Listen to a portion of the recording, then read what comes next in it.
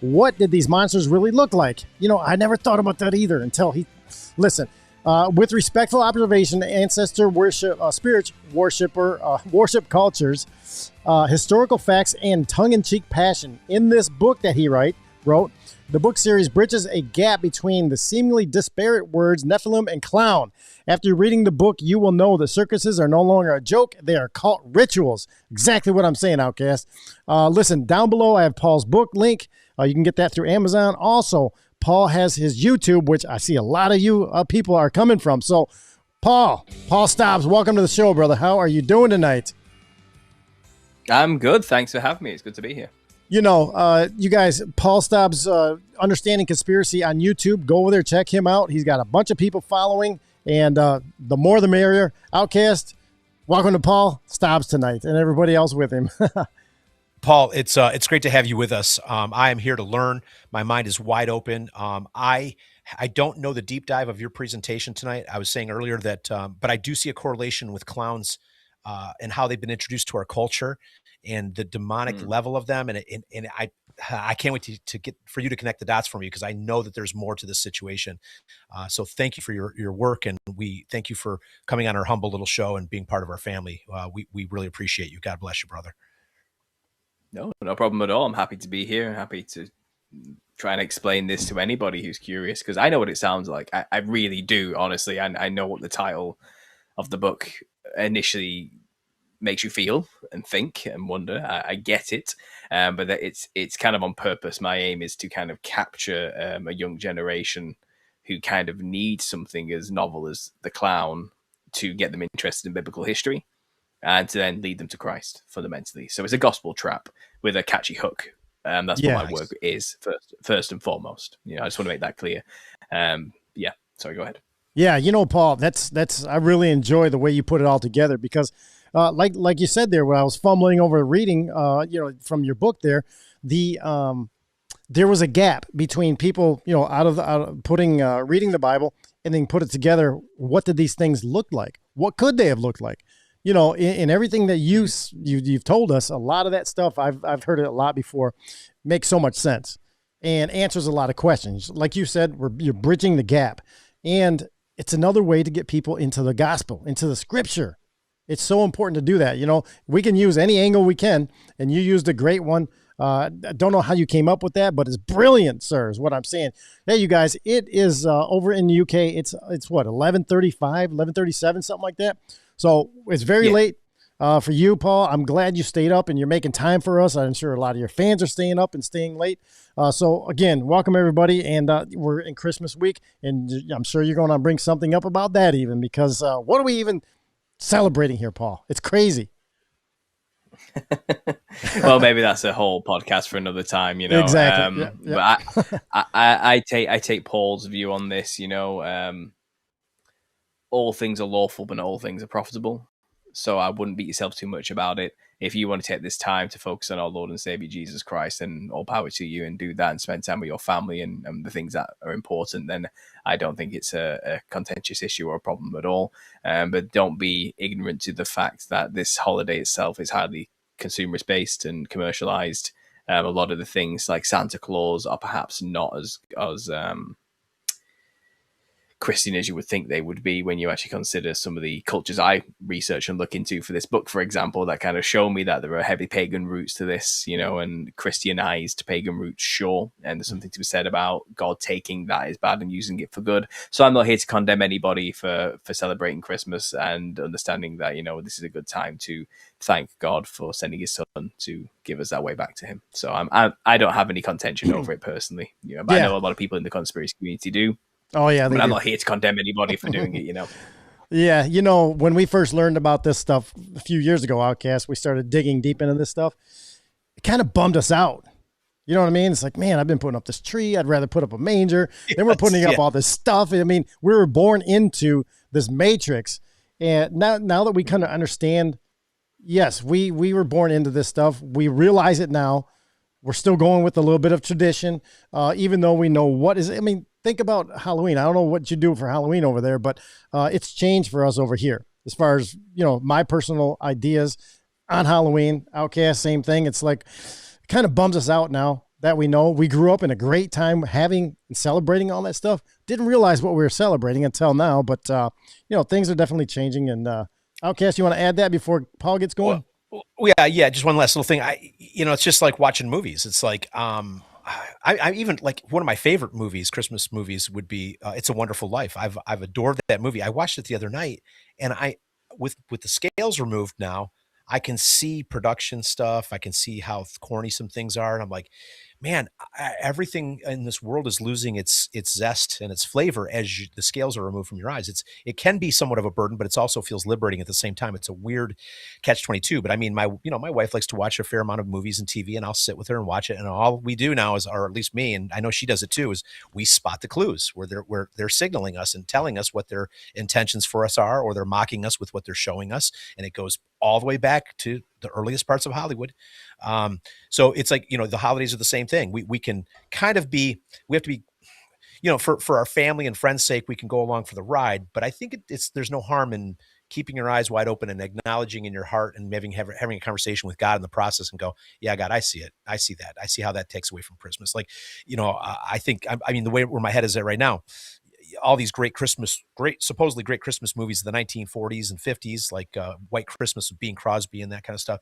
Now you realize that was all a Hollywood distraction to take your eyes off Christ and focus on the trees and the red and white Santa suits and the dancers and everything else. And you go, oh my gosh, they've been steering us away from Christ this whole time. So you can either let it just, make you crazy, or you can just go, okay, God's got me here for a reason. I can see things. Anybody that's awake, I'll be glad to point it out to them too. But we can't change everything. We got to do it in steps, I guess. Just thinking out loud. I hope that has some value to somebody out there. That's right. Yeah, well, that said, in the UK, this traditionally Celtic culture, it's about Solstice and Samhain as well. The shortest night and this type of stuff, and it kind of got Americanized with Halloween, and now I've found Halloween is pretty much like it is in America in the UK now. It's the time to go out and trick or treat and all this type of thing, which again it's a lot bigger deal than it used to be this day and age. Even in my lifetime, I'm only 33, and I've seen it drastically increase to become something a lot more than it used to be. I think that's the case with a lot of these holidays, things like Valentine's Day as well, which goes back to Dionysian stuff. And you've got all of it kind of has these roots in, but these are big holidays, where people take the time to love one another, give gifts, and try and show the best of humanity.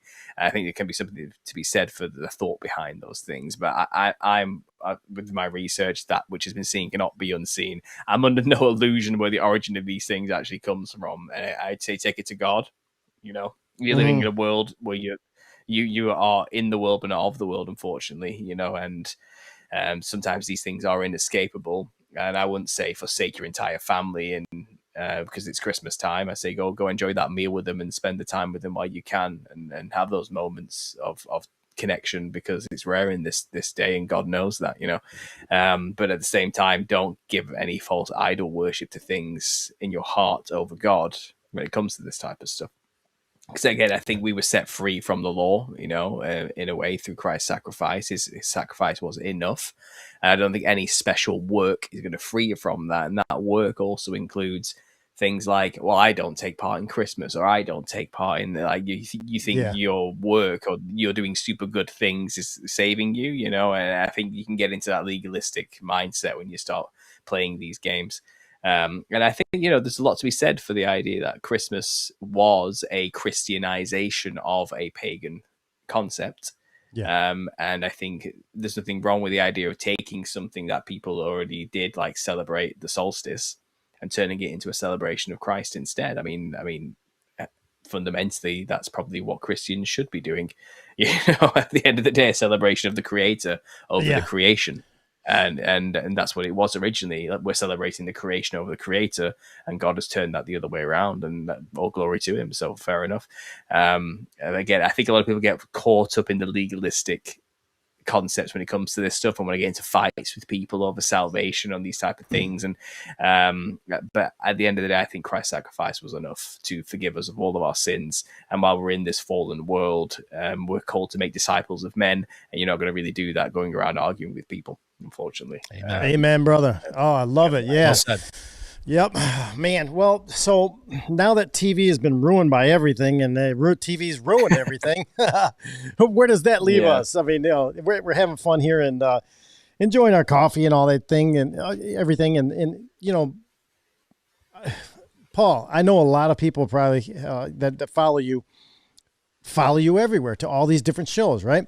And I'm not sure how many new questions you get because you've been at this for quite a while now, and it's great. But for those out there who haven't seen your presentation and understand the dots you're connecting, I can't wait for you to get into it. And I think this is like the perfect time of year. We're right here at the week of Christmas. I mean, you are our final guest before Christmas shows up. I was on your website or on your YouTube channel earlier today, and I watched your 2-minute Christmas thing. The promo talking about your book and how it's all related to Christmas. That is really good. You guys, I suggest you check that out. Paul did a really good job setting that up. I could play it, but I'm probably not going to play it just because of time. But go check that out. That was. I make my own adverts for the book, so I have a lot of fun with them, and that was actually inspired by old Christmas adverts on TV that were trying to sell you CDs, like compilation CDs and stuff about the greatest Christmas hits sung by so and so. So I was copying that advert style, but making it all about my book instead. So it goes to like the chapter names and stuff rather than the song names on a CD. You know what I mean? Yeah. So that's all that was. It was just inspired by that type of commercial.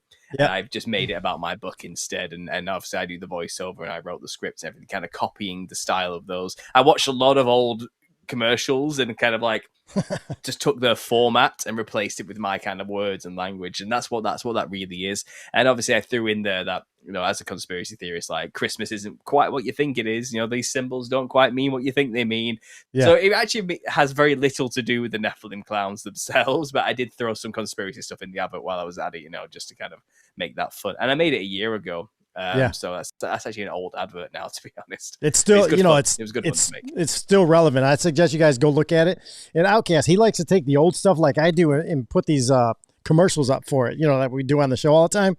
Well, he did that with this book. Like he said, it's so good. So, all right, Paul, let's roll this thing out, brother. We have a lot of people. I'll just be throwing stuff up here from the chats as much as I can keep up with it. And, if any questions come up, we'll deal with that when we get there is what I'm saying. Absolutely. Well, I might as well just start from the beginning and try and explain how I got to this theory to begin with. And again, this is something I've told hundreds of times over the years, and I think I'm getting quite succinct at it these days. So I'll do my best to give you the breakdown for Outcast as well. I might not know anything about my work or where it is I'm coming from, and I don't mind saying it again. Honestly, I don't. Oh, we love it. Yeah. So fundamentally, I do not care about clowns. I have to preface with all of this. I am not an enthusiast of clowns. I don't have posters of the Joker on my wall. As a child, I didn't go to the circus or frequent any of these things. They are literally not even a third or fourth thought to me. They're not even like something I even think about or care about. Even now, as being the author of this book, I do not think about clowns in my spare time. I am not interested in clowning or the history of clowns necessarily. Mm-hmm. It's not like a passion of mine to be the guy who talks about clowns. It really never was. I just stumbled upon some stuff through my research that led to this conclusion, and it is self-evident, I believe, and I've just brought that evidence to the public. So that's all I'm going to say, first of all, just before I explain all of this to you. So I grew up non-religious. Okay, I wasn't raised in a religious school or in a church. My family was a-religious. My grandma was a Catholic, and she took me a couple of times as a child, but it never stuck, and it wasn't really something I was even thinking about or bothered about. Quite a secular family. Just religion was wasn't even a thought. It wasn't even a thing, So I grew up quite anti-religious into my edgy teen years of 13, 14, 15, thinking, look at these stupid people believing in the Bible and all that type of stuff. I just didn't care, I thought it was a backwards, primitive, stupid belief system that there's no weight to me whatsoever. I don't understand how some guy in the Middle East being nailed to a piece of wood helps me with anything. I just don't get it. It just didn't make sense, Mm-hmm. So that was me in my early years. Okay. When I was 16 years old, I kind of fell into more of a consciousness exploration type of thing. Everything can be explained through psychology and science, you know. But I was watching a lot of these videos at that age on YouTube of people smoking salvia. Okay, now salvia is just a plant called Salvia divinorum, and if you dry the leaves and smoke them, you have a psychedelic trip. But it was legal, and you could buy it over the counter at what we call head shops in the UK, which basically are places that sell bongs and ashtrays and that kind of paraphernalia for like raves and stuff. And you could get this little bag of salvia over the counter. And I was watching a lot of these videos with my friend back in the day, you know, and we were watching these trip reports where people are just losing their mind on this stuff. And we're like, oh, we've got to try this, just young and dumb and thinking it'd be cool. So I did. And that's when my belief system was completely shattered. And I realized everything I see isn't all that there is. And I had a bad trip. It wasn't pleasant. It was actually a nightmare, you know, and I went into a void I didn't think I was going to come back out of. And I lost my sanity for like 10 minutes, basically. And I was shocked. It took me like years to process what happened to me. And I did it again when I was 17. And again, it kind of proved to me like, okay, something's up with the world. Science and psychology does not explain everything. I've seen some things. I'd seen some things that I probably shouldn't have seen, you know, especially at the age of 16, 17. And I carried that with me for a while. And then I kind of fell into seeking out answers to the nature of reality as a result. So I'm talking about the typical journey here of anyone from a non-religious background finding God. You usually start with the New Age stuff, you know, because you don't want to go to Christianity first. That's the last place you want to look, you know, because people will judge you and think you're stupid. But it's safe to go through the New Age Eastern stuff, the Buddhist stuff, the Hinduist stuff, the Taoist stuff. Everyone thinks that's cool and edgy, you know. So yeah, I can probably do that, and I won't lose all my friends and family. And they'll just think I'm just odd and into some interesting, weird Eastern stuff, you know. So I did go down that route, and I'm an artist. I've always been an artist. I've always been a creative person, painting and drawing my entire life since being a child. It's just something I can do. I sell some of my artwork. I've had commissions recently as well for people's pets and portraits and things like this. And I can just draw. It's just something I can do. Yeah. And I've always been an observer of the world. So when it came to my artwork, eventually I went to university to get a degree in fine arts at Lincoln Cathedral, right next to Lincoln Cathedral in the UK. This little red brick studio next to the cathedral. And it was an awe-inspiring thing to see, you know. And by this point, I'd kind of developed a habit of smoking cannabis 5 times a day and microdosing LSD and kind of going down the psychedelic consciousness exploration type of route, looking for spiritual answers. I wasn't really like a woo-woo crystal chakra aligning, going barefoot, dreadlocks hippie type. I've always been like this, you know what I mean? Who I am now, more grounded, trying to find answers type. You know, I'm not interested in the woo-woo stuff. So I was doing these things, looking for experiences, making journals, documenting the things I was seeing. And I did learn through those experiences that there's a creator.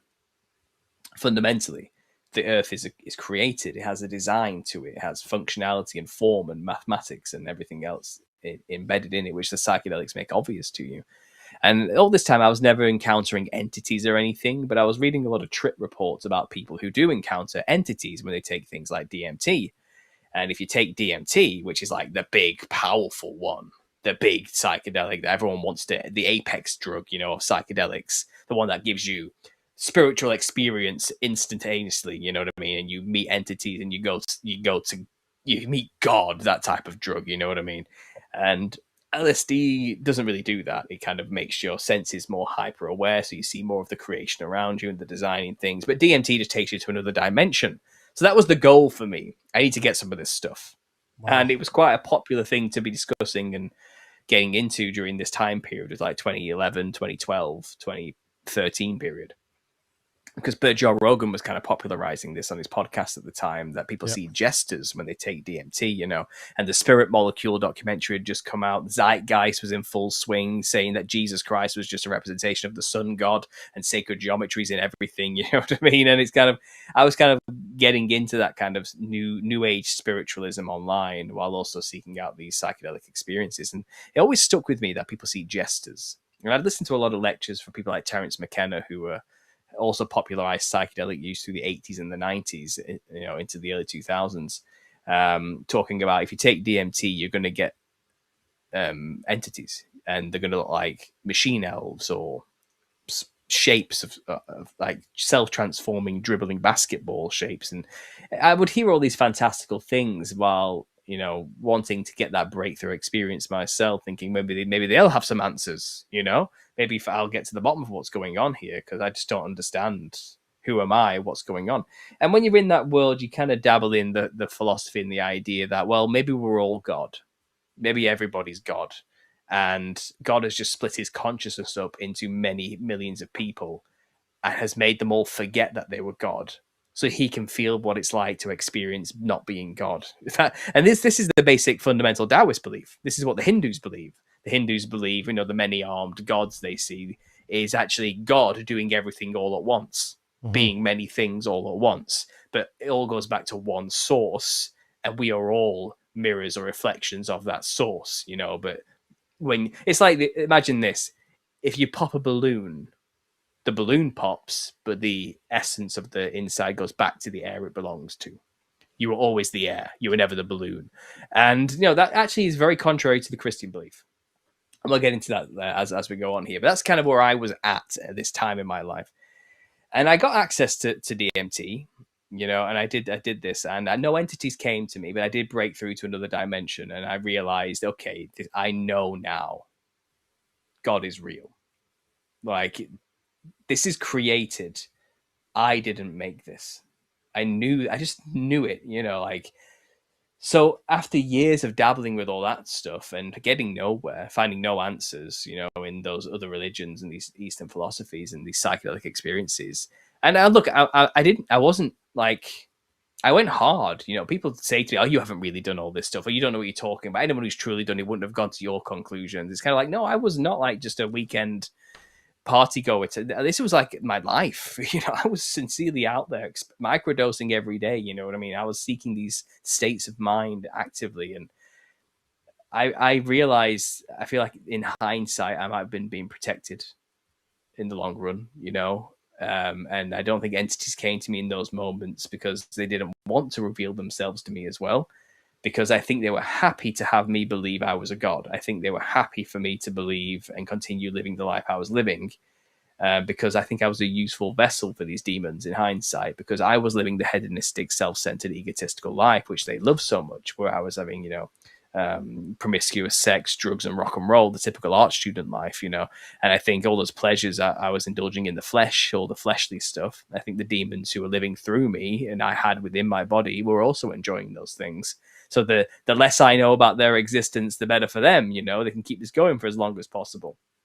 And that's kind of in hindsight when I think about it. But I now had this deep falling into conspiracy around the same time in 2012. So I discovered the conspiracy stuff, right? And I started falling down rabbit hole after rabbit hole after rabbit hole, and discovered about the control system, the occult, secret societies, all that kind of stuff at the same time. I was going through this psychedelic journey. And there's a lot of lap over in the conspiracy community and the New Age community, because the New Age believes we're going into an age of Aquarius and consciousness ascension is about to happen, and we're all going to vibrate to the fifth dimension once Nibiru returns and brings the Anunnaki back, who actually created us. They have this whole crazy mythos, you know, that blends with the New Age belief system quite well. But I kept bumping into the Christian perspective in that community as well. So the conspiracy world has kind of like the New Age perspective and the Christian perspective, and they're basically always at loggerheads with each other. And I kept hearing the Christian angle saying, no, this is Satan that's doing all these things. These people follow and worship Lucifer. All these signs and symbols you see everywhere come from ancient Babylonian, Talmudic, Kabbalistic, Solomonic control systems from Babylon, you know, and it's followed into modern day, and they basically worship the devil, and they're trying to instigate a new world order. And then I kept realizing, well, the New Age religion is perfect for that new world order. So I kind of was realizing these initial ideas I had are just probably not true. I'm probably not God, you know. But I didn't want to believe it. I didn't want to go there yet. I was like, it can't be Christianity. That's kind of my attitude. They cannot be the truth. Like, that cannot really be what's going on, right? You know, no way. I just was flabbergasted. I was like, no way is that. So I kind of denied it for a while. I just kept going through living my hedonistic life, but I kept coming into like harsh realities of like health problems, heartbreak, loneliness, loss of direction, loss of sanity, you know, and more answers than questions, seeking these things going through these methods to find answers. And I kind of had a breakdown moment where I was at I think you guys call them bachelor parties over there for my now brother-in-law.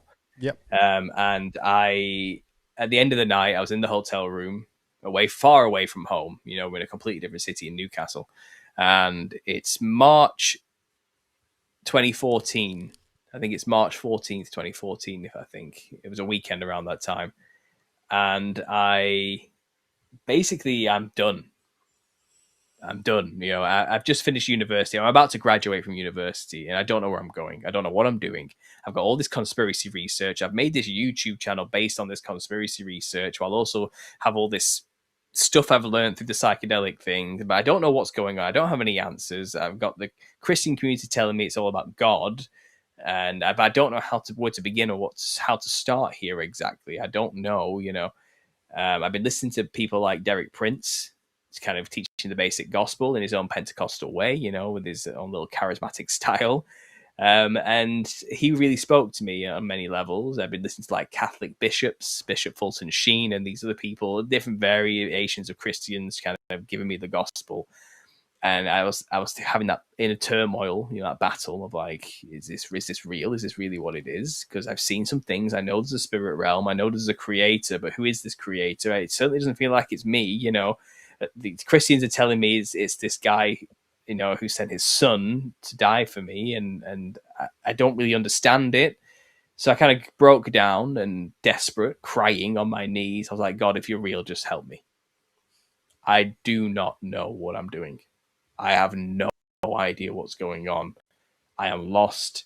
I am heartbroken. I am at the end of my tether. I am burnt out. I can't do this anymore. I'm giving it to you. I need help. I need help. Desperate, you know. I need help. And I know I made a promise that night.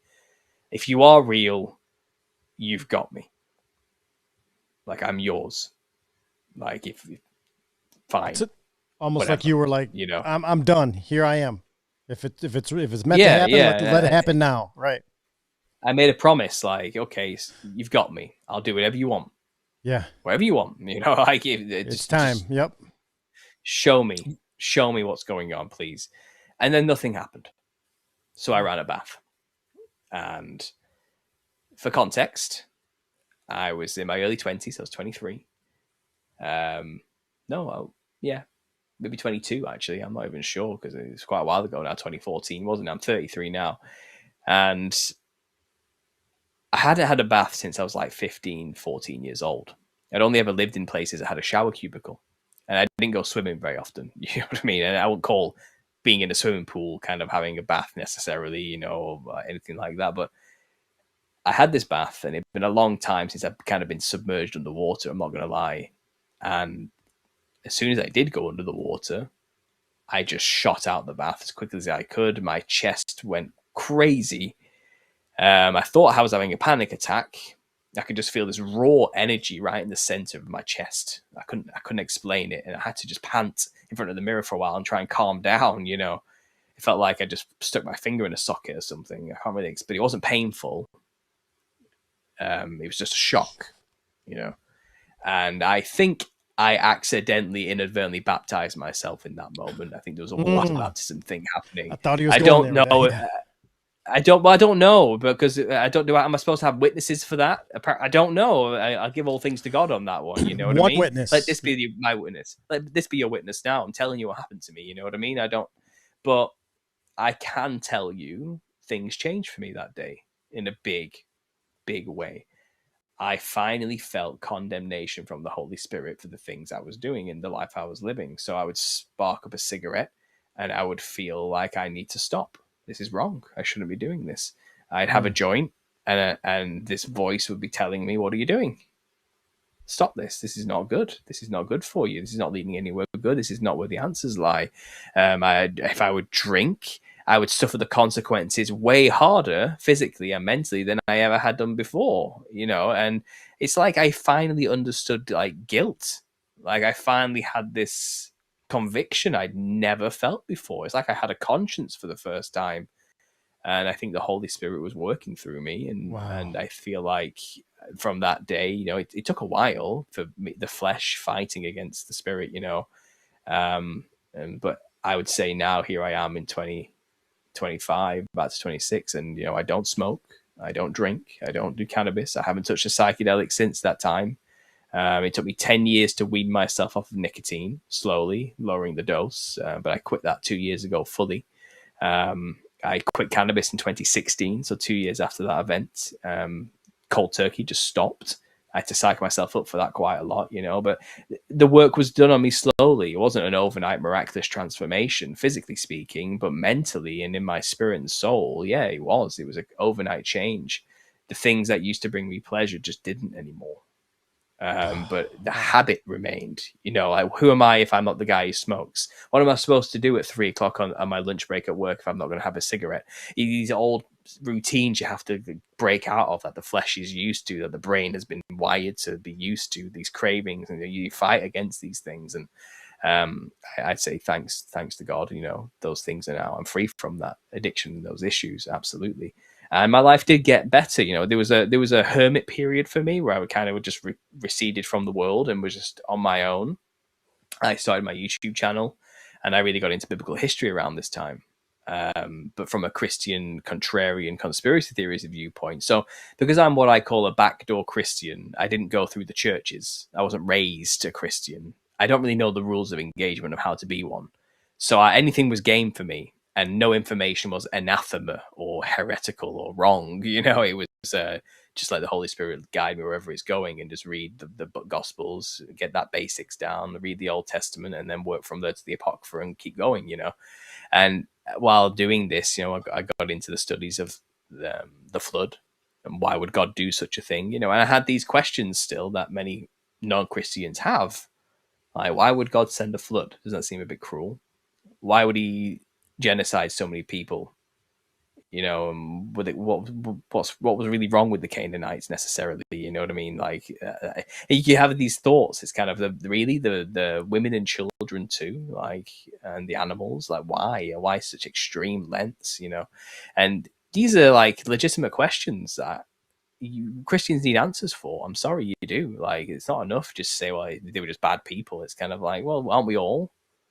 like what, there's something else going on here, surely. And there is. And when you understand the Nephilim perspective, and authors like Gary Wayne, Steve Quayle, you know, I don't know, it's like a long list of Nephilim authors back in that time period who were just going on talking about the Nephilim, you know what I mean? Zen Garcia as well. And I don't know, Rob Skiba, I'm just pulling names out of the hat here. There's so many, you know, like there was a big community.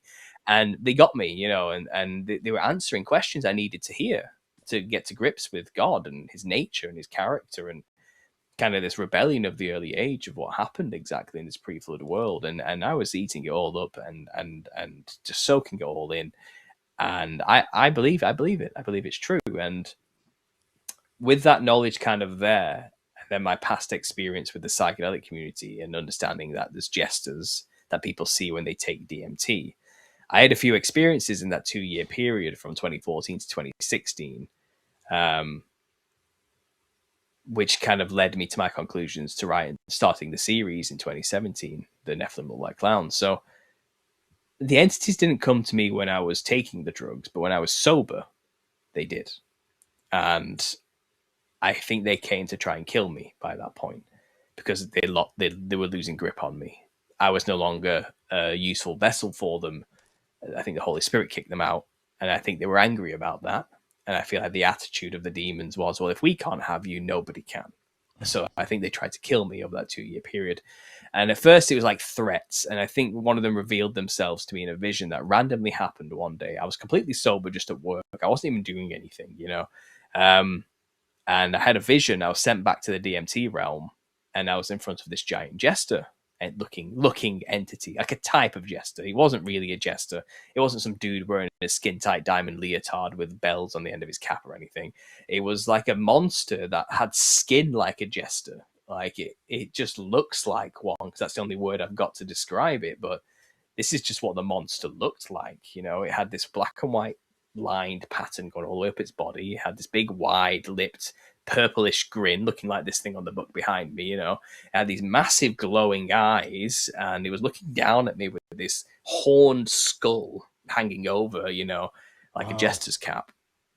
And it was just staring down at me. It was enormous, like the type of a skyscraper. I'm looking up at this thing like, what the hell, you know? And I'm in the DMT realm, so it's really psychedelically odd.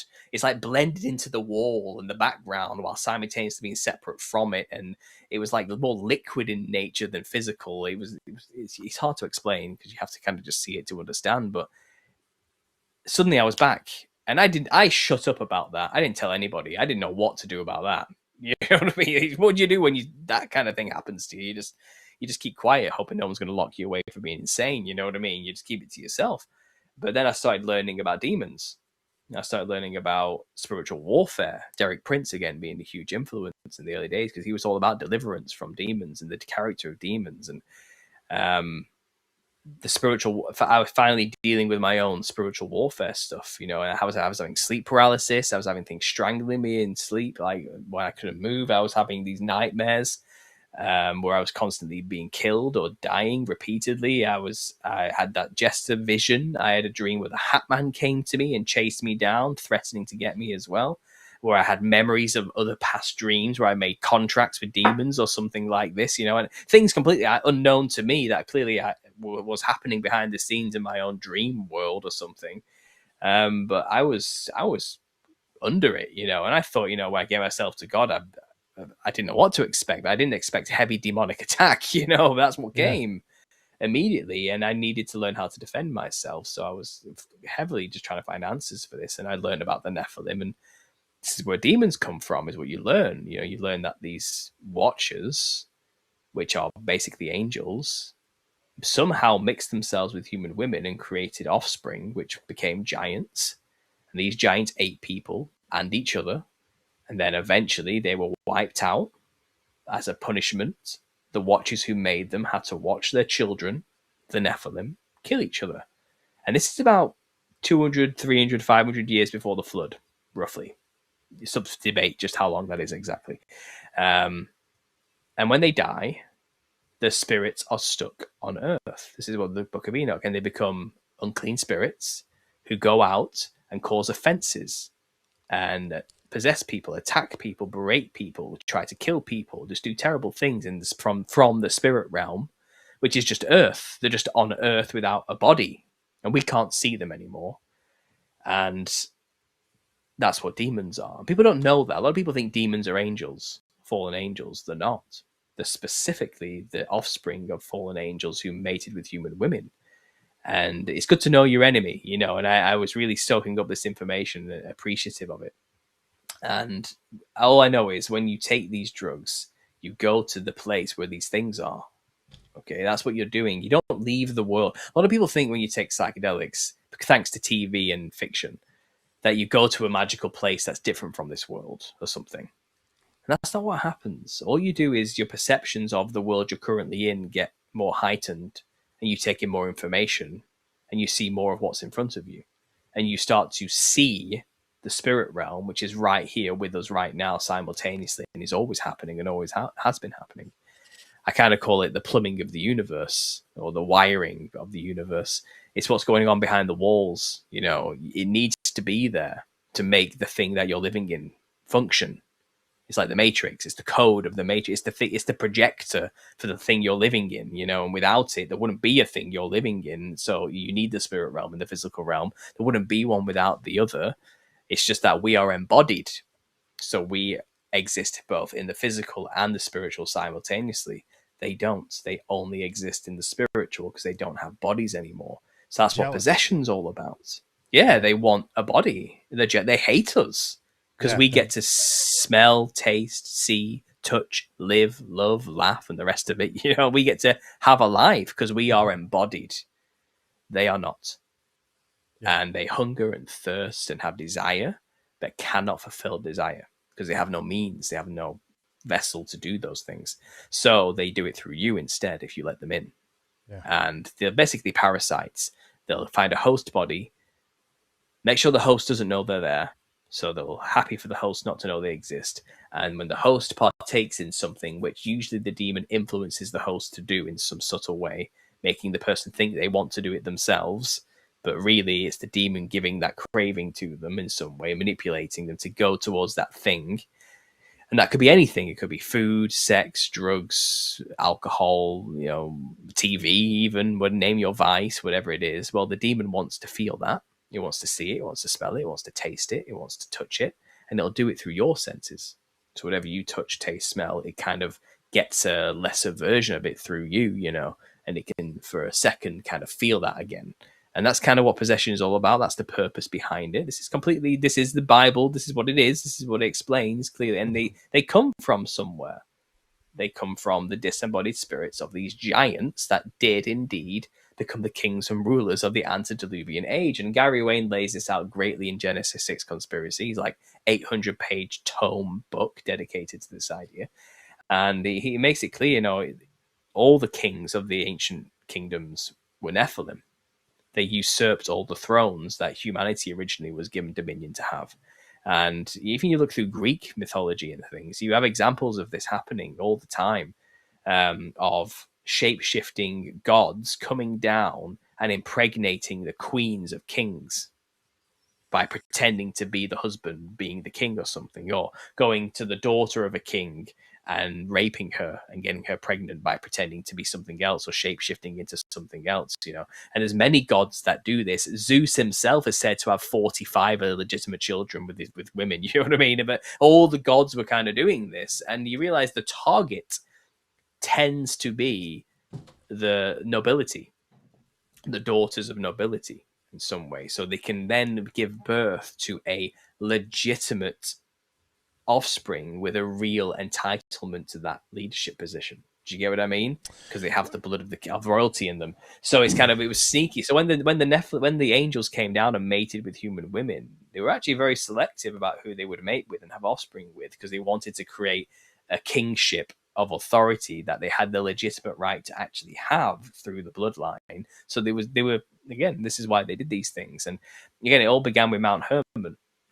And I kind of have this, I lay it out in the first half of the book, the biblical history as understood from a Christian contrarian viewpoint. And a lot of it is a summary of Gary Wayne's work and other great researchers of the time. But I've kind of put it into succinct 10 chapters in like 150 pages of just what happened in that past time. The rebellion of the angels. I've got that one on my shelf here too. He was a heavy reference guide for this. But I've kind of laid out the whole story, and this involves Cain. This involves the first Enoch, not the good Enoch, the bad Enoch. This involves all sorts of odd things happening in the antediluvian past. But rest assured, the Nephilim are the offspring of angels who mix with human women. And whenever you find depictions of these in old presentations, Rob Skiba was quite bad for this. He would always show like a giant-looking like caveman. So brown hair with dreadlocks and a loincloth, tanned skin with big pectoral muscles, with a big club over his shoulder or something, Yeah. And it's kind of, that's too human is all I could ever think when I saw that. Like, I just knew that was wrong. Like, it's something deep down was just telling me that is not what they looked like. Not even close. Because you have to understand, what is an angel exactly? And who were the angels who did mate with human women, And I think we can find it was the serpents. Snakes are always referenced all throughout the Bible. It's the serpent who deceived Eve. It's the serpent the serpent is the deceiver. Satan is the great serpent, the dragon, And then I found, when I started to look outside of other cultures' stories and their creation mythoses, dragons were always involved. And again, a lot of my work is about this on the channel and in the series, and even this book, the second book I'm currently writing right now, is laying all this particular part of it out. But I knew from outside reference that whatever these angels were, they looked like dragons when they were here. Okay, and if you look to the Bible, well, we have a dragon angel. It's called a seraphim. And seraphim, transliterated, literally means the bite of a fiery flying serpent, the burning of a serpent's bite, or a fiery flying serpent of some kind. So the seraphim. And the seraphim are actually the ones who get closest to God. They have 6 wings to cover themselves, to shield themselves from God's glory, to not be burnt up instantly. And they're the ones who sing holy, holy, holy around his throne. So not all seraphim are evil. Okay, I'm not saying that. But certainly the ones who went down to Mount Hermon, the Watchers, these are the ones who rebelled. And these are likely the ones God sent down when they petitioned to go down, trusting them because they were the closest to him, who literally the only ones who could even get close to God. So those are probably the ones that were sent down to be the original Watchers over humanity. Well, they failed. They lusted after women and they took wives and they created a mess of things quickly. But if you look into it, it was a conspiracy. They knew what they were doing and they knew what the punishment would be. They were actually angry at God for choosing Adam over them, basically. Because you have to understand that Adam, and this is contentious. Okay, this is contentious. I understand, but again, I don't know the rules. But this seems to be the way it's going. And Gary Wayne makes an argument for this, very compelling. There's 2 creation accounts in Genesis. There's the people who were created, man and woman, plural, who he told to go forth and multiply and subdue the whole earth, have dominion, go. And then God creates Adam and puts him in the Garden of Eden. Those are 2 different stories. Okay, so it's not like Adam and the first people were different necessarily. A lot of people argue that they are, but I think he just basically took a man, Adam, from mankind, and began to groom him and prepare him to be the king over the earth, basically. You can name all the animals. I'll make you a wife called Eve. You'll be the mother of all future nations, or the queen of all these future nations, and then you'll be the king, Adam. But that whole kingdom was usurped and destroyed very quickly when the serpent was sent into the garden to deceive them and to make them fall from grace and sent out into the world. And when they went out into the world, they went to a place called Nod. So it already had a name. It was already established. Okay. And the son Cain, when he was banished, went out and he found a wife. People say, well, it was his sister. It doesn't say that. It says he found a wife and had his first son Enoch, and he built a city and named that city Enoch after his first son. Cities need people to not only build them, but fill them. Who are these people? Exactly. Who did he take a wife from? It's not explained, but a lot of assumptions have been made by the church that it can only have been from Adam and Eve, so it must have been brothers and sisters and kissing cousins and stuff like this. And it's like, I don't think that's what happened. I think there were already people around, and when Cain went out, he hated God, and I think he went out there with the intention to subdue his creation, and that included the people that were already out there. And he even says, like, don't send me out there, the people will kill me.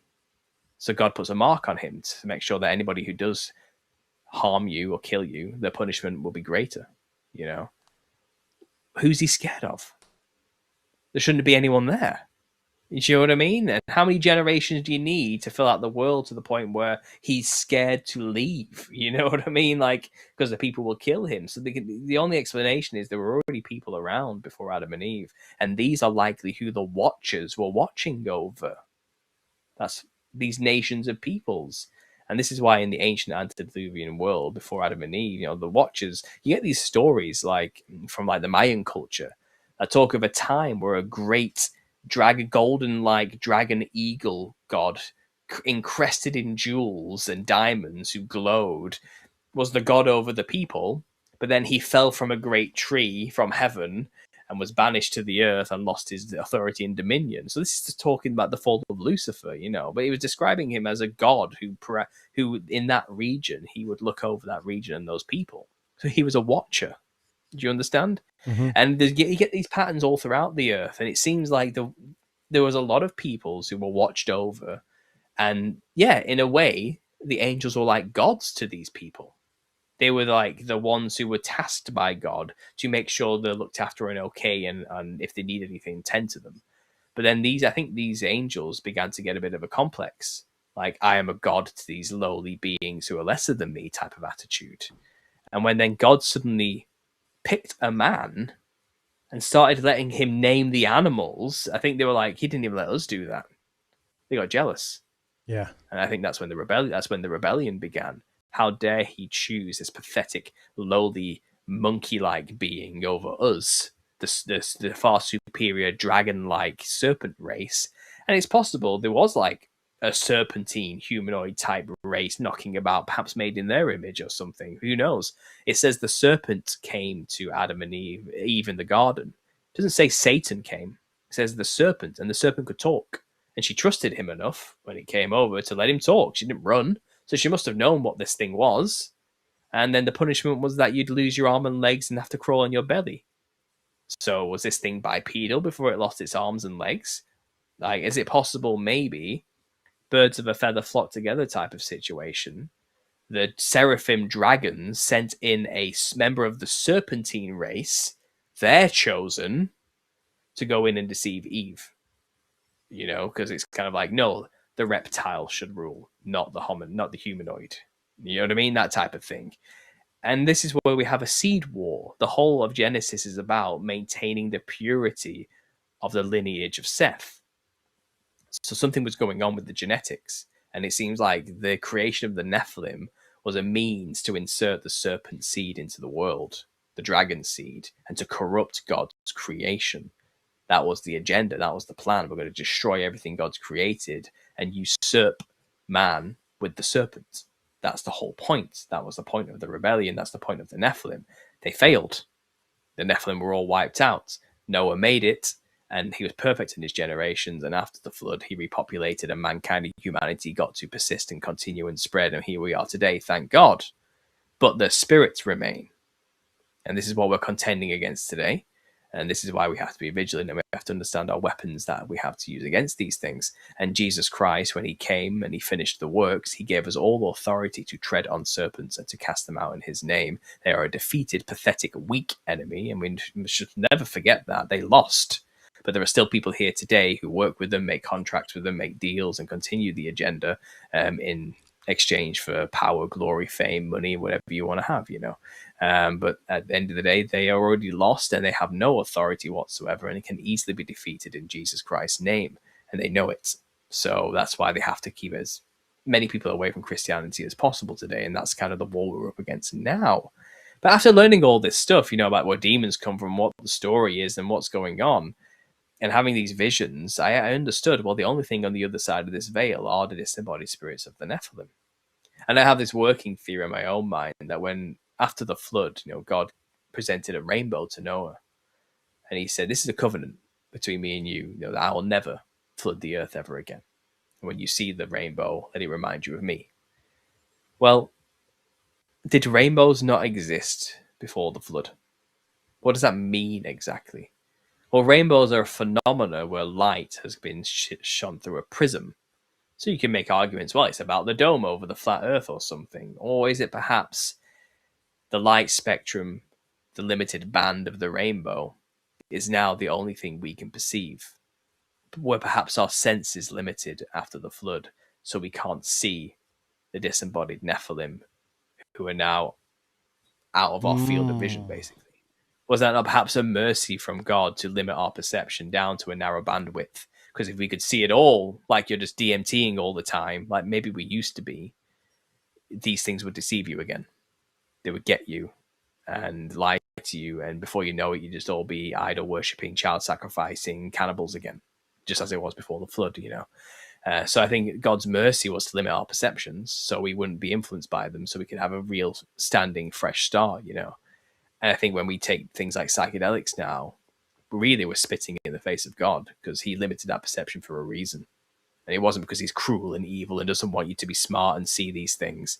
It's because what's on the other side is your enemy. It's a war zone. If you don't understand that, you're in trouble, you know. And he'd rather not have his children wandering around in no man's land without a weapon or an armor of any kind, you know. So I think it was a mercy of him to limit our perceptions. So when I take these drugs, you know, and I saw these things, I realized now I shouldn't have been dealing with that, and I repent of all that, and it was wrong, you know. I think God works all things for good, and here I am trying to explain to these people in the psychedelic community that these entities talking to you, they're not like shadows of your collective consciousness. They're not like some imagination you've come up with to teach you how to integrate your evil side or something, like Jungian psychology, you know. These aren't archetypes representing ways of humanity from the collective consciousness of all of humanity. These are specific entities separate from us who have a historical reason for being there, and they're your enemy, and they're not your friends, and they hate you, and they want you dead, and they want to take your body. Don't fall for it, and that's a lot of what my book is about towards the end of it in the first book. But I knew enough now to realize there's a connection between jesters and demons. Like, it was swimming around in my head, all this stuff, and something was there. Clowns, demons, jesters. The 2016 clown sightings had just happened, and all the media was in a hype about people dressing like clowns on street corners, scaring children menacingly, footage coming out everywhere of them chasing people with knives or baseball bats on the side of freeways and stuff. And it was like mass hysteria, everyone was suddenly seeing these creepy clowns all over the place.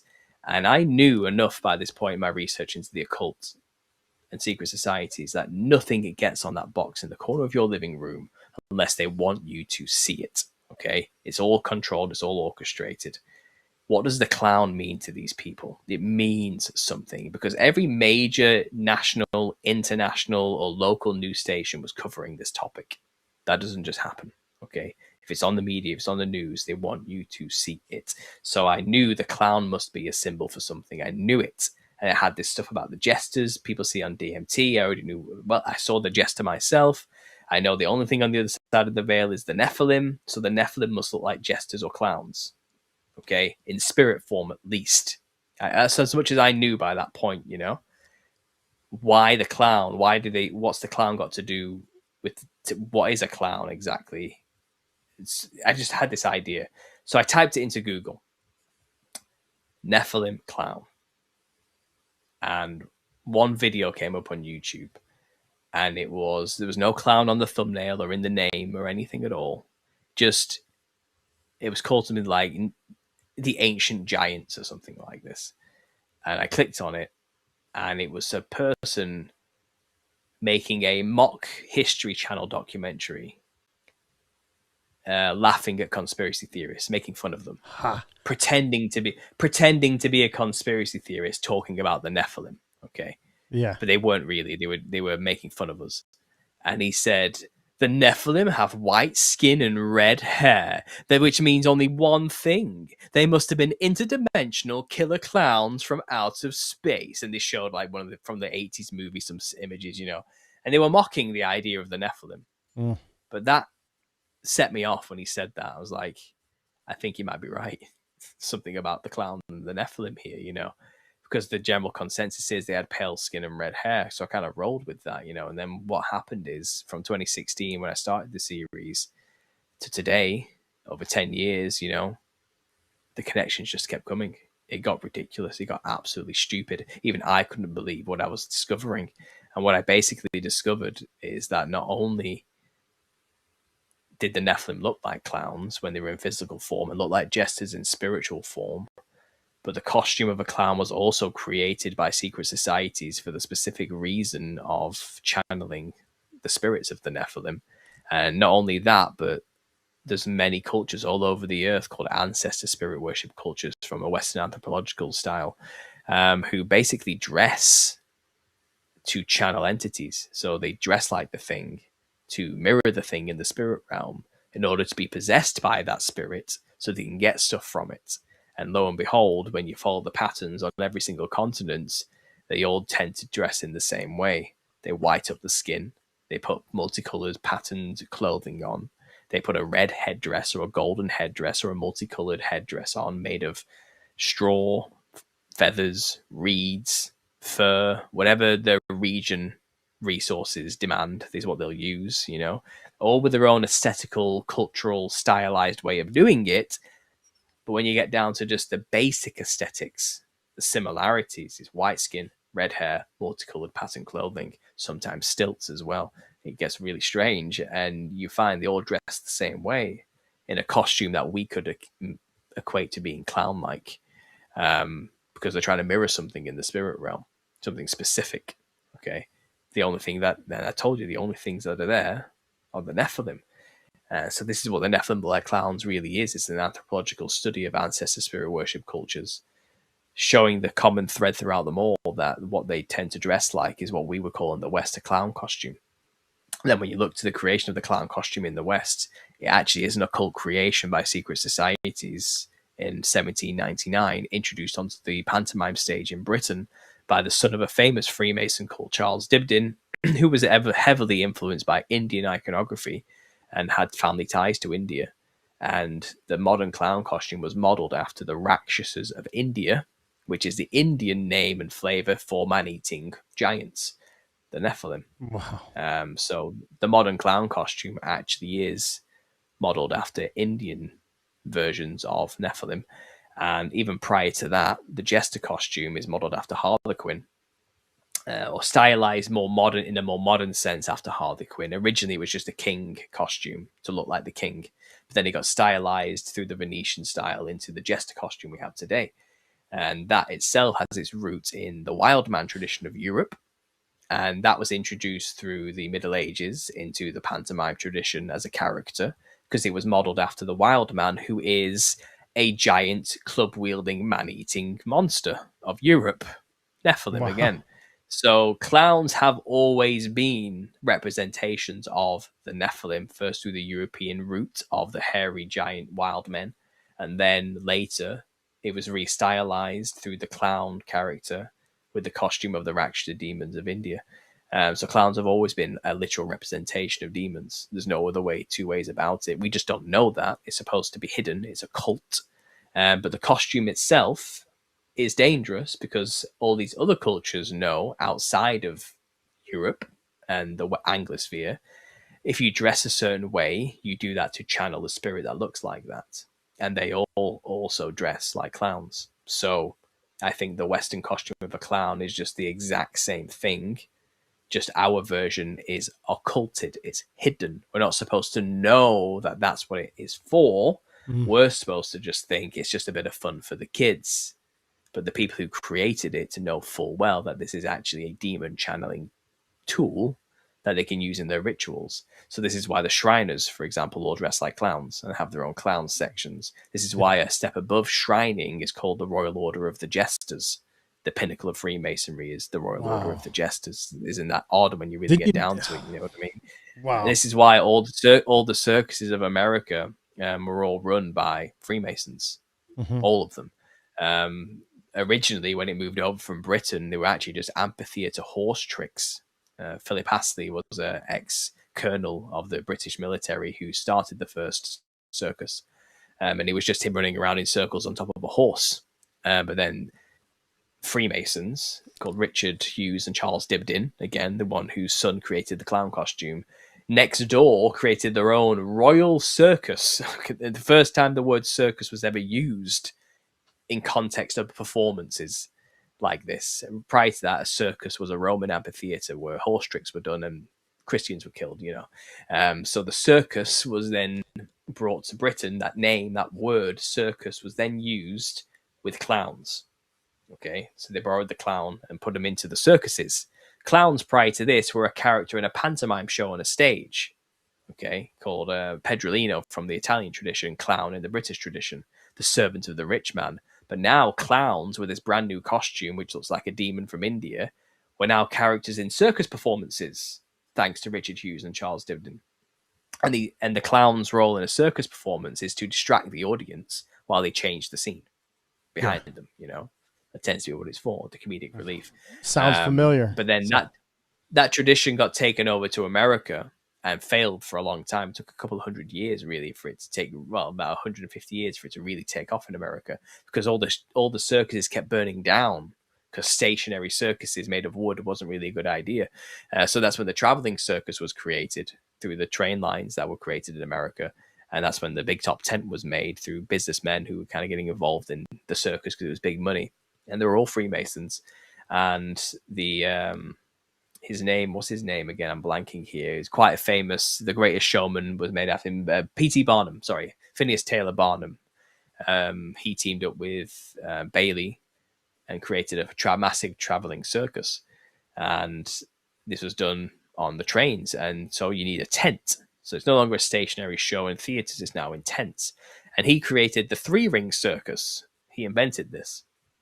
3 interlocking rings just happens to be the logo of the Oddfellows, which is a Freemasonic fraternity, in which, again, Phineas Taylor Barnum was a member, but so was Albert Pike, so was King George IV, so was Charlie Chaplin. It seems like great leaders and presidents and kings, as well as actors and musicians, are all members of this particular Freemasonic troop. And he basically inserted the 3 rings of Freemasonry of the Oddfellows into the 3-ring circus. And then you find that the circus itself, the whole performance of the American style of circus, which is all, again, Freemasonic, actually is a Solomonic ritual straight from the lodges of Freemasonry themselves. So you have the ringmaster, the Lord of the Ring, the one with the black top hats and the riding crop. He orchestrates the clowns to do the performance, right, in the middle of this giant sigil circle tent. Well, if you go to a Freemasonic lodge, the only person allowed to wear a black top hat is the Grand Worshipful Master, because it represents the crown of Solomon. Okay, and Solomon is infamous for using a magical ring with the magic sigil on it to control demons to build the temple. So the ringmaster controls the clowns, the demons, to put on the show. It's Solomon controlling the demons to build his temple. It's a Solomonic temple building ritual, hidden under layers of nuance for the performances of the public who pay for these things. But the mass invocation rituals, basically demon invocation rituals, just with symbolism buried under layers of symbolism. So when you get these members of the lodges going to these circus performances, they're actually seeing like rituals that they would see in their own lodges, just on a mass scale with the public involved. So the amount of energy that went into these things was ridiculous compared to these small productions they would normally see in their little lodges. So they were blown away by it, you know. And then just to prove it even more, this has to do with Solomon, is all the circuses of America in that time came together. There was 10 of them, and they were all run by Freemasons. The Ringling Bros included, and they basically got the companies who made all the dresses for the Freemasonic lodges and the aprons and the gloves and the costumes to make all the costumes for this performance. All the backdrops and set designs and the art of the posters were all made by Freemasons as well. And they put on a massive show called King Solomon and the Queen of Sheba. And it was ridiculously large. It was unbelievable, but it was a veneration of King Solomon, basically, because even to this day, the Shriners still run the circuses in America. It never ended. It's an in-house affair. So there you go. Like circuses, clowns, all of it demonic, always has been demonic. And the Freemasons created the image of a clown to make their own version of the ancestor spirit worship costumes worn by these other cultures around the earth. They likely borrowed all the design motifs from. And yeah, you dress like a clown, you are, whether you know it or not, mirroring the spirit of a Nephilim, and you are basically creating a channel for it to enter into your body. And I think this is the big secret that is abused and used by many people in the artistic industries. So if you want to be a famous musician, dress like a psychedelic clown, and you will be made famous, and you will get big, and you'll be put on the spotlight. Because I think that the Freemasonic organizations that run these institutions want more people dressing this way. So let's make idols who look like this for people to emulate. So then young artists will think, to be famous, I have to dress like Iggy Stardust, you know, or Chappell Roan is a good example today. And then I'll get famous too. But also the public starts to mirror their idols. And next thing you know, you've got everyone else dressing like clowns and opening up more portals for demons to basically enter our world. That's why every Halloween you have a new Joker or It rendition or some kind of revivification of a clown-like entity through slasher house movies, Art the Clown, for example. So more people dress like clowns for Halloween as well. And it'll always be a new popularization of those things because they need to keep it fresh in people's minds, because they need people dressing that way more so, especially that time of year when excess and partying and, traditionally speaking, Samhain from the Celtic tradition, when Halloween is based, is when the veil between the spirit realm and the physical realm is at its closest, or thinnest, shall we say. So it's advantageous to have more people dressing like clowns during that time. But to us, we're not supposed to know that.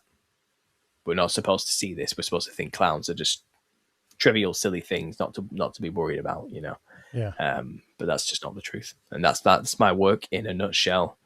But there's a lot to cover, too much to cover, some might say. It gets incredibly deep, especially when you start looking at these other cultures around the earth and their artworks and depictions of what the Nephilim look like, from ancient depictions and stone, or to more modern depictions from visions, to the costumes worn by these cultures who channel them. You can put it all together and you can very quickly see that the Nephilim did not look like people. They looked like clowns. Wow. Wow. The way he laid that out there, Outcast. I mean, doesn't it make sense all the way out? Perfect. I mean, no, perfectly walked us through that in a way that is so rational, makes so much sense to me. I had a suspicion. I may have heard your work somewhere, Paul, in the past, but I haven't been like deep diving in your work particularly. Somewhere I got a little bit of this message, and when I first heard it, it made all the sense in the world, because everything that they've been pushing on us usually has an occult relation to it, and you just articulated that perfectly. Paul, this is a kind of a random thing that pops into my head, and I want to know if you have any insights to it. You probably do. Before I got into conspiracy stuff and got deeper in my faith, I was a Scottish history buff. And there's an old saying in Scotland is MacDonald is the heather, MacGregor's the rock. And what that makes reference to is the antiquity of both of those clans and the kingships of those clans. Both the MacGregors and the MacDonalds, I think, have relation to the kings of Dalriada, which are some of the very earliest kingships of the British Isles, in the Northern Ireland and the Western Isles of Scotland and the Western Highlands. The MacDonalds, one of their logos or one of their symbols on their crest is a double-headed eagle. And whenever you see a double-headed bird, that is usually a sign of the occult and or the Masonics. This is a very old. There's one of these in Michigan too, near where I live. Very old McDonald's sign, and if you look, there's the original McDonald crest there in the corner. But there was one of the early Jacobite kings that were fighting for Bonnie Prince Charlie was Ranald MacDonald, and he was known for being thin, pale, and he had red hair. I personally see a correlation between there he is there. That's an illustration. I don't know if it's contemporary or not, but that's a depiction, and he had red hair. Paul, have you ever heard much about Ronald MacDonald and the nod to Ranald MacDonald and the double-headed eagle and the occult origins of the kingship of the Isles, the lordship of the Isles? Does that make any sense to you? Have you heard that? I'm not going to lie to you. That is new to me. I've heard a lot of theories about MacDonald. Yay! I gave you something you can look into. Yeah. Go down that rabbit hole. You really have. You genuinely have. Yeah. I will look into that. I planned a full chapter in the book on obviously more modern pop culture references to clowns, and Ronald MacDonald is going to have to get a mention. So thanks to you, now I have something to add. Yeah. Right there, you see, awesome. Paul. While you were talking, he was sending me these pictures, texting to me, so I got them ready for the screen. But look at that, Ranald MacDonald of how do you say that? Bell Finlay. Bell Finlay. Bell Finlay. Yeah, 1746, you guys. And he looks like original Ronald MacDonald. I mean, wow. Well, look at that. And I never thought about this, but I mean, I personally, I love tartan because I'm of Scottish descent. But in this particular instance, there you have that Jester check in the tartan in a way. I mean, it kind of makes you wonder if it all ties in. Yep. Mm-hmm.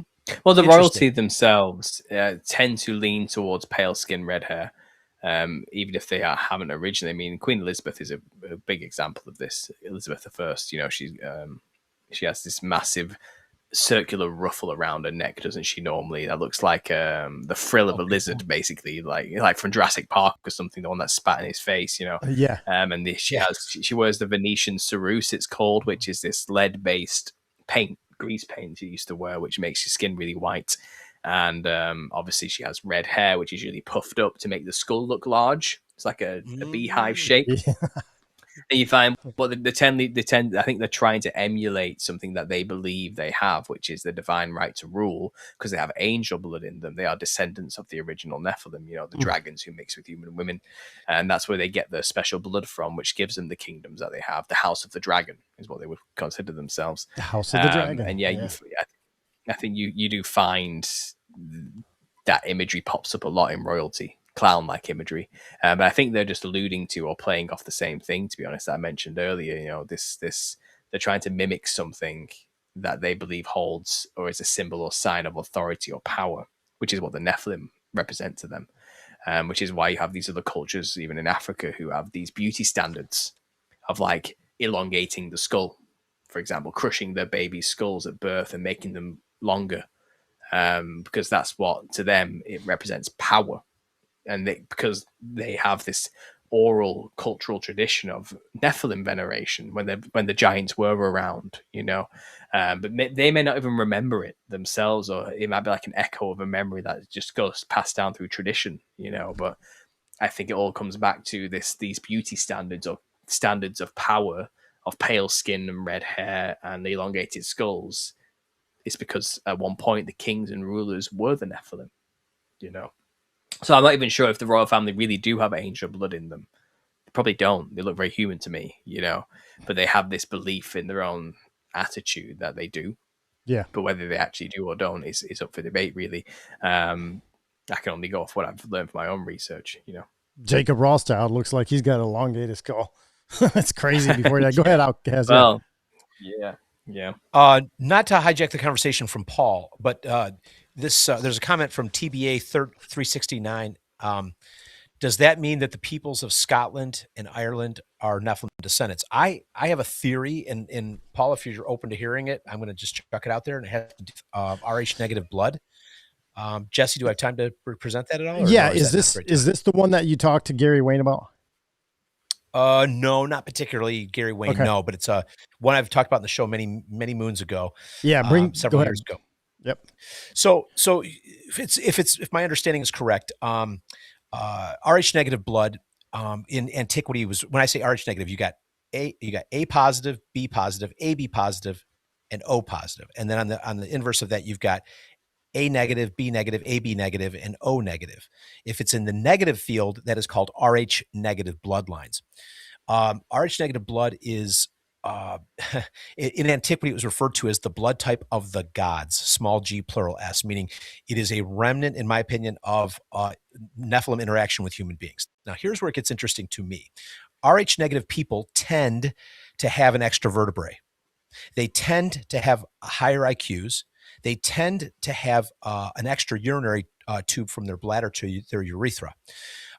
They tend to have light-colored eyes and blonde or red hair and fairer skin. Now let's look at it globally.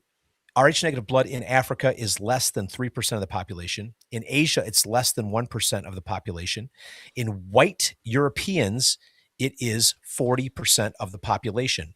In Spain, there's a group of people called the Basque, and the Basque happen to have 45% Rh negative blood in their population, and the Basque happen to have a language that does not match any other language on the planet. There's no relative language to it. So, total conjecture, but I have a loose theory that Rh negative blood, the reason it is prominent in white European nations is because that's where the kingships went, the thrones of the Nephilim. All those family lines that married by bloodline were mostly European. I guess they did it probably around the world also, but it was notable in white Europeans. So when you're asking me, are the Scottish and the Irish particularly Nephilim? No, I'm saying white Europeans, I believe, might be a remnant. I have a theory that humans in our purest form when God made us were probably black and or brown or both, and their melanin is designated for this planet.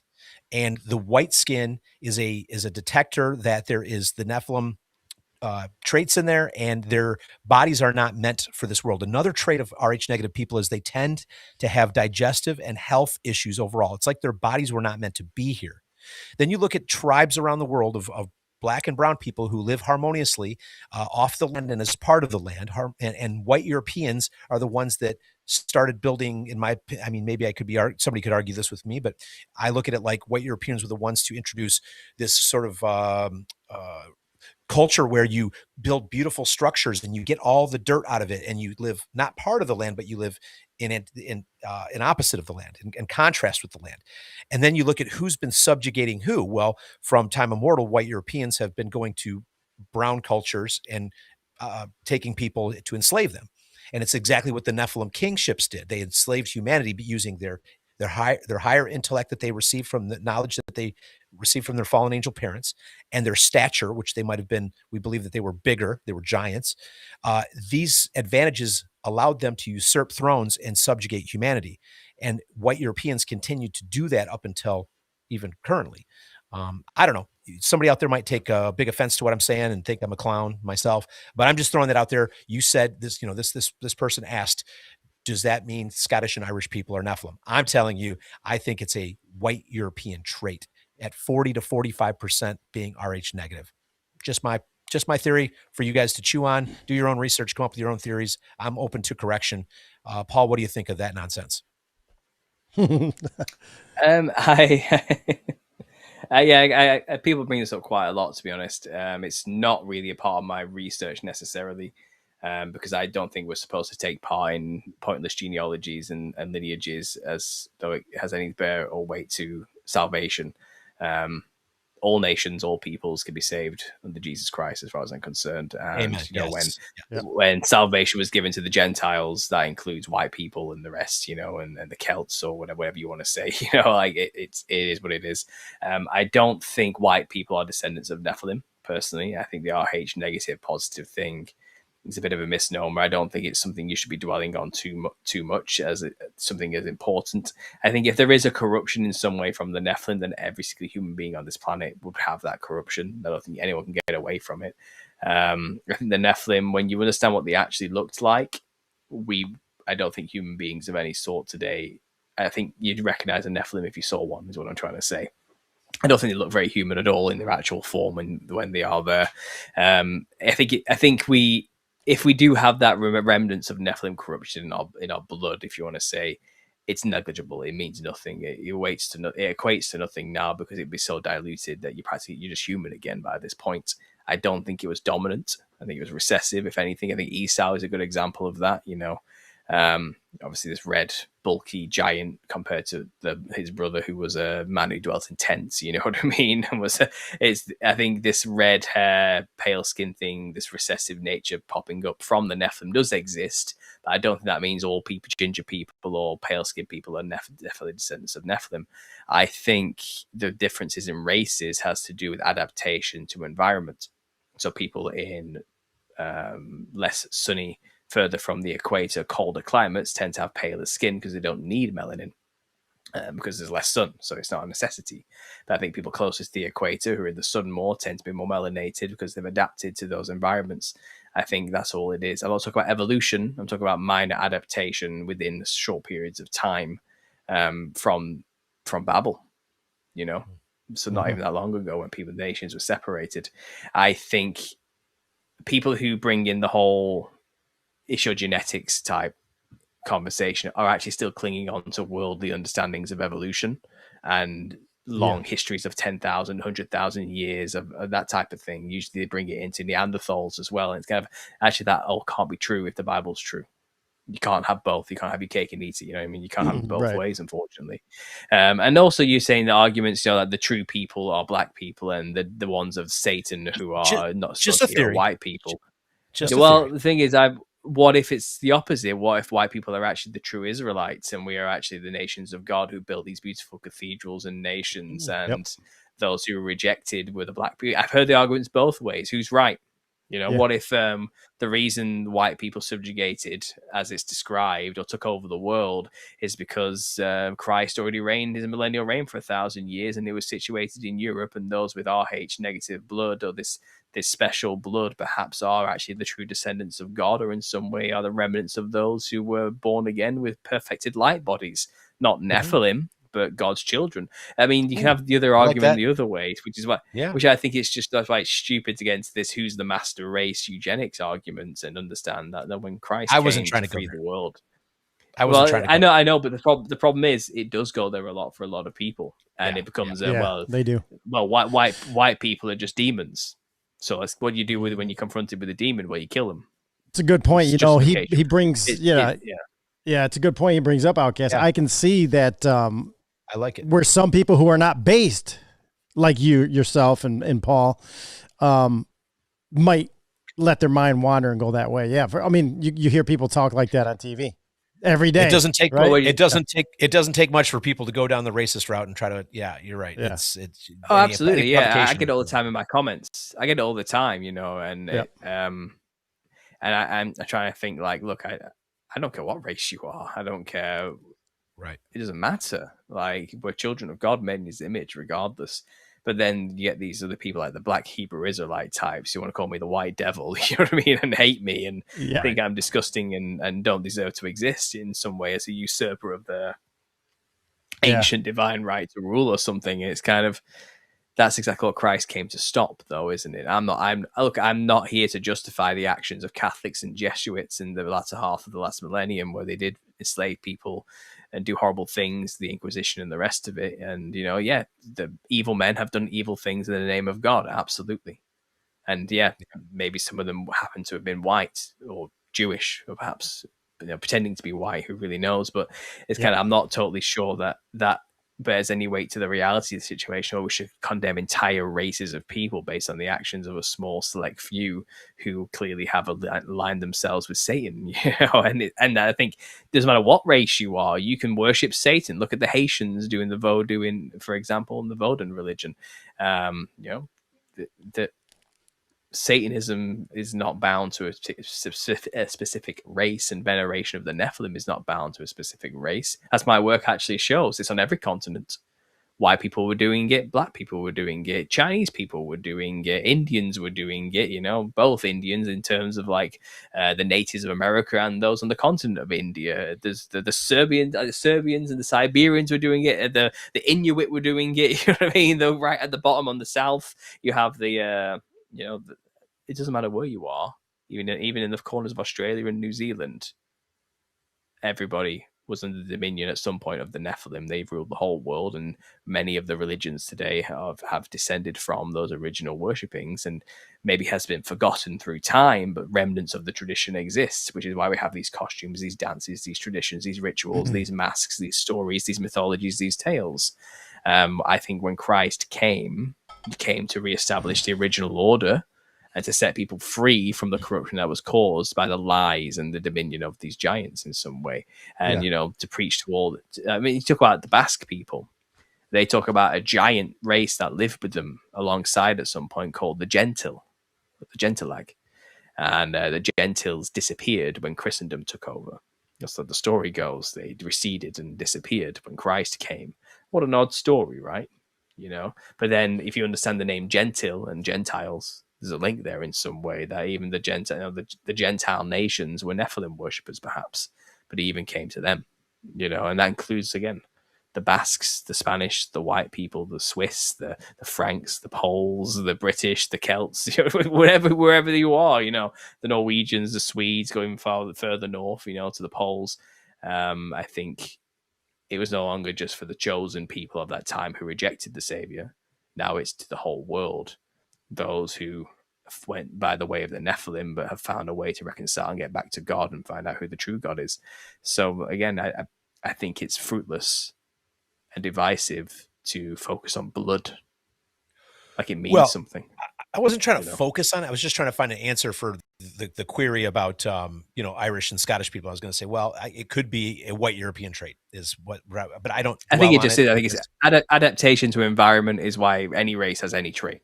That's all I'll say. It has nothing to do with being descendants of bloodthirsty giants who are half dragon. You know, I really don't think so. I think that is the wrong way to view this, and I think it's a simplification of the complex nature of what actually happened here. You know, and it's dehumanizing in every respect. It's basically racist. I don't like using that term because it gets banded around a lot, but that's basically what it is. It's a justification to genocide another race because you demonize them in a very literal sense when you actually get down to it.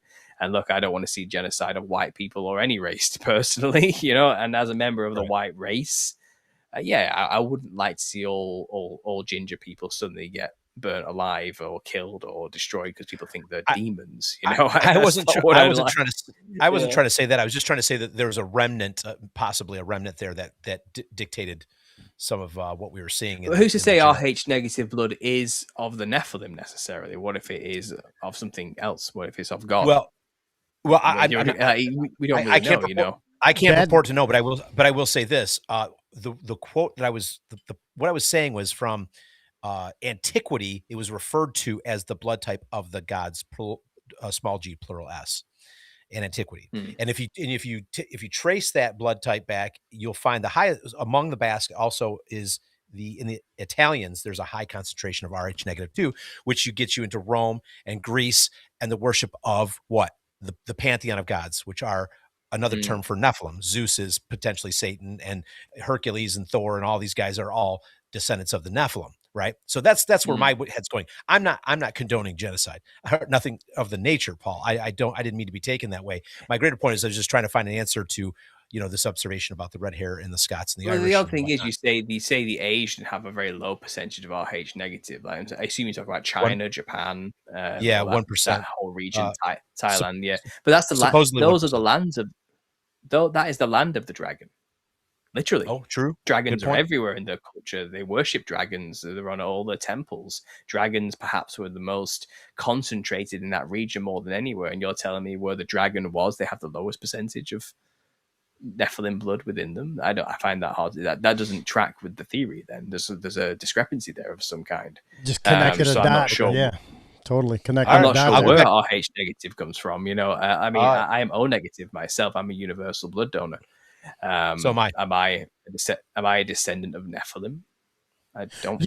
Okay. So, hey, Paul. A lot of times in the show, because Outcast, he's gone to visit family and all that. They're in Scotland back in the day you guys went there for your wedding and all that. Outcast, and I asked you. I said, "Well, does that mean that you are a baby Nephilim?" Joe joked a bit about that and all that stuff because we're trying to learn all this stuff, and there's a lot of dots being connected now, and a lot of dead space in my head that is being connected by what you and Paul are going through right now here. Especially with that dragon stuff. Yeah, you had your hand up, Paul. No, I just think I was biting my nail because I've got a bit of a hangnail thing going on. Sorry.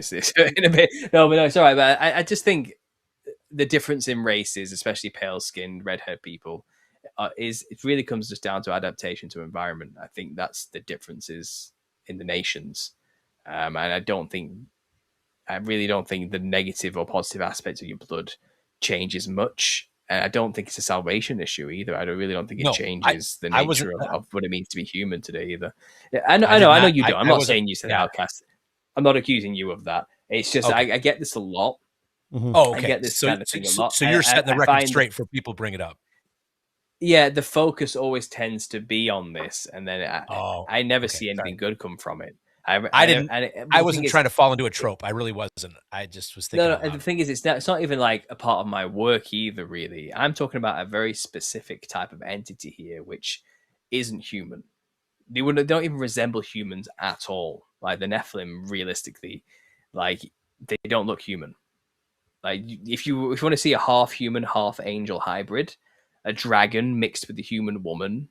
They'd have a huge, wide grin because they have a serpent mouth that can open really wide. They'd have sharp teeth, fangs, enormous bulging eyes, an elongated, slender forehead, and probably long neck as well, with crazy colors all over their skin, possibly scaly skin mixed with human skin, shimmering pearlescent in some way, with possibly wings. That's a very common trait as well, with horns like Jester caps in some way too. And they would have looked wild and insane with crazy red hair protruding from them, or feathers coming off them in some way, depending on the variation of the type of dragon they were dealing with that fathered them. And then when people tell me, well, ginger people are Nephilim, it's like, you don't know what the Nephilim look like. You have no idea what you're talking about. Yeah, I know exactly. That's what it comes down to. You know what I mean? It's kind of like, no, that you're way off. Like maybe perhaps some diluted remnant comes all the way down. But if that's the case, all the human race, no matter what race you are, will have that kind of genetic corruption in them. There's no way to avoid that. And I think start singling out specific races as the ones with the most is kind of, well, what does that get you? That's kind of the end of it all, nowhere. It's a trap for people who are not saved. For those who are saved, we know that Jesus came to save Jews and Gentiles alike, and whether or not there's Nephilim remnants or not, that's included. I understand that, but for the unsaved, I can see where it could be a trap in thinking. So I'm glad that you're clarifying that. Yeah, I think it is. It leads to my race is better than yours, or you're a demon and I'm not. It doesn't take much for people to go that route. Yeah, and but the thing is, I've seen all races do it to each other, though. It's not just like black Yeah. people to white Yeah, I know. people. It's white people to black people as well. I've seen it go many directions, you know, and it's kind of just rise above that. You know, Paul, Already, come on. You know. While you're sitting here talking about this, and I've always thought this too, when I watch a lot of stuff, we all see it coming out of Hollywood. Okay, a lot of it seems to be based on they want to bring these Nephilim, or they like to have these stories out of the biblical realm, and they twist them up. We know this, right? They make the good guys bad, the bad guys good, sell it to our kids, sell it to the young to believe this. Okay. While you were talking in the past and just even here tonight, and when I watched Game of Thrones, even before I knew who you were back then, I was seeing biblical relation from this Game of Thrones movie to what I read in the Bible. And then adding everything that you brought over the years, it just seems to make complete sense. It's like, is Game of Thrones hitting so hard with some of this biblical scripture, but they're zipping it off to the masses? You know, and that was a highly successful film or series, whatever you want to call it. But they, you know, talking about the dragons and the thrones and the kings and the way they treated people. What's your thoughts on that? I'm throwing a lot of stuff out there, but, you know, as we wrap this thing up here tonight, what's your thoughts? I think a lot of media, movies as well as TV shows and series, they borrow from biblical narratives and histories, and then they fictionalize it and add their own mix in there, which isn't grounded in the truth of reality, and they add characters and storylines and love stories in the mix to further fictionalize the whole situation, to the point where it's inspired by biblical narratives. Now it's not really telling any truth of what really happened, and usually sympathy for the devil's involved. So the dragons are the good guys, or those who ride the dragons are the good guys. There's literally an entire movie series dedicated to how to train your dragon and ride them, you know what I mean, the good guys. The little cartoon. But really, dragon riders, you know, of any capacity would be the Nephilim and their fathers in some way. In reality, you know, I was just talking about this on my last show then, but there's this thing in Romania, for example, called the Solomonar. And the Solomonars are basically wizards of Romania who get trained in the school of the devil. This is what the public believe. They disappear for like 9 years and study in the darkness away from the sun, underground. The devil teaches them witchcraft. And then they have to write everything they've learnt into a book, which becomes the source of all their power. And they can control the weather by riding dragons. Okay, so I think this is where a lot of the mythology comes from for the dragon riders in Game of Thrones, for example. It's kind of, this is where the mythology comes from. But then even then, for example, people think the dragon riders are the wind riders, the cloud riders from I think it's Dacia culture, which is from Thracian culture. It's down by the Mediterranean, Macedonia. It's very old culture. And they think around like, you know, 4th century, 5th century, there was this cult, the ascetic priests class of Dacia, who would basically have their monastery on the top of a mountain above the clouds. People would have to climb up this staircase to the top of a mountain to see these priests, you know, who worship these odd, strange gods. And they called them like the wind, or like the cloud surfers, basically the cloud riders, because they were above the clouds. But then if you look at a modern game like Skyrim, for example, which is old now, but they have a class of priests who live on top of a mountain who can speak the language of dragons, and they use that language to control the weather. So you can see where they borrowed these ideas from, you know, to make the movies and games. They're from real human history and biblical history combined, especially historical narratives involving the Nephilim. It, for example, by Stephen King, is the story of an interdimensional shape-shifting entity who manifests in the physical world as a clown. Well, it's kind of loosely based on interdimensional shape-shifting entities like Watchers manifesting into the world and creating a creature which looks like a clown. You know, so it's kind of like the story of the Nephilim, but it's not really, you know what I mean? It's inspired by, and we have to wonder why he chose a clown. Well, maybe he knows what I'm talking about. Maybe he's privy to this knowledge, you know, and he took inspiration from it and made a fiction out of it that is removed from the reality enough so no one will get the truth from it, but it's based enough in the truth that it speaks to that innate thing within our soul. Yep. When you see a clown, we innately feel off about it. And is it possible because we were literally prey to these things at one point, being eaten by them? And that kind of doesn't leave you, genetically speaking. Perhaps that warning signal is in our DNA now. When you see something colorful, danger. That's a natural response in nature, Listen, Paul, you brought so much stuff out here tonight, and things I didn't even think about, especially with you two going back and forth. That was amazing for us to watch and try to piece these things together. You know what I mean? There's, I really like the way that you have studied this stuff. And if it wasn't for what you did in the past, I wonder how many other people out there this has happened to, this kind of experience that you had, Paul, and the way you got to this, the road that you had to travel to get to this, where Nephilim look like clowns. I mean, to me, it just makes sense now. There's a lot more to think about. Yeah. There is. If you want more, you can go to my channel on YouTube, Understanding Conspiracy, and there's actually a playlist there called The Nephilim Look Like Clowns. Yep. And there's like 50 episodes now or something spanning since 2016, which kind of lay this out with visuals. It's a very visual subject. I just give you a lot of words here, but I kind of show the images to back up what I'm talking about in that series. And I think it's very useful to just go and watch that series. I will say the first like 5 or 6 episodes are just the ramblings of the insane. It's just me trying to figure out what the hell I'm talking about, and they're not the highest quality at all, but I think after episode, 17, the production quality goes up massively because I come back to it after a few years off, and I've calmed down a lot by that point as well. So it's kind of a bit more succinct to put together. So go check out the series if you want to know the more details of this. It was a good talking, Outcast. Honestly, I wasn't arguing with you about that or getting angry at you when I discussed that thing. I don't want you to have any hard feelings. I'm not carrying any hard feelings either. It's just one of those things that I get a lot, and my position on it isn't popular actually. So I do have to kind of be a bit defensive about it, unfortunately. Okay. Well, I appreciate you saying that, because I respect you and I respect your viewpoint and I respect what you presented tonight.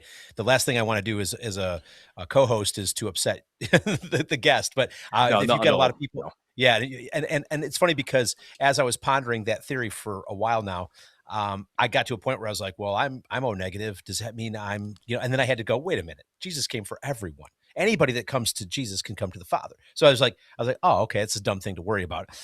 But where it is a trap, though, and I think it's great that you are defending your position so strongly, is that for people who, I hate to say it like this, but are unsaved, the devil's waiting to trap them in all kinds of thoughts. And hatred and racism are among the easiest to grab people.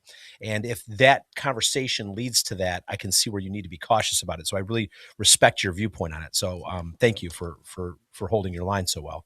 I do appreciate you. Okay, no problem. Yeah, no, it was good for me to watch. That was really entertaining and gets me thinking about stuff now. And it probably does that to a lot of people. I noticed that the chats here, there's all kinds of stuff going on, different stuff in the chats that you guys have spurred up. A lot of questions coming out of the Bible and Jesus and all these things. So I think this is a really good, fruitful talk tonight. And Paul, it's almost 1:30 in the morning for you over there. I know you got to get wrapped up here. I want you guys to go over here, check this out. Go to Amazon and get that book, The Nephilim Look Like Clowns. Paul, is there a better place for them to go and get the book, or do you want the book sold right here Amazon? No, you can get audiobook, hardcover, paperback, or Kindle, all there in one place on Amazon. Absolutely, that's a good place to get it. If you want a signed copy by me personally, I do that, but you'd have to just email me at understandingconspiracy@gmail.com. And I can get that arranged for you and set up. But just go straight to Amazon, get yourself one there if you're just happy to have the copy as it is. That's the first book. Again, I did do the audiobook myself, so I've read that.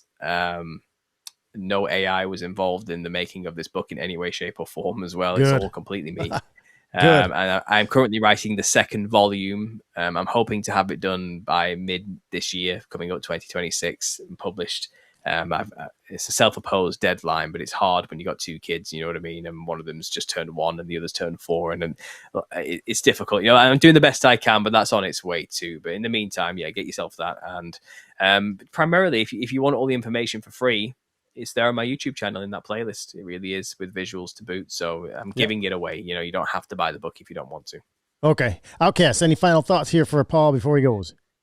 Paul, you masterfully laid out in one episode your theory about the clowns, and it makes sense to me. Weird little side note I just want to chuck in there, Hopper, too. Back in the day, I was a hardcore punk guy, and I had an affinity for British hardcore punk in particular, among other genres. But clowns have always reoccurred throughout that entire rebellious genre of music.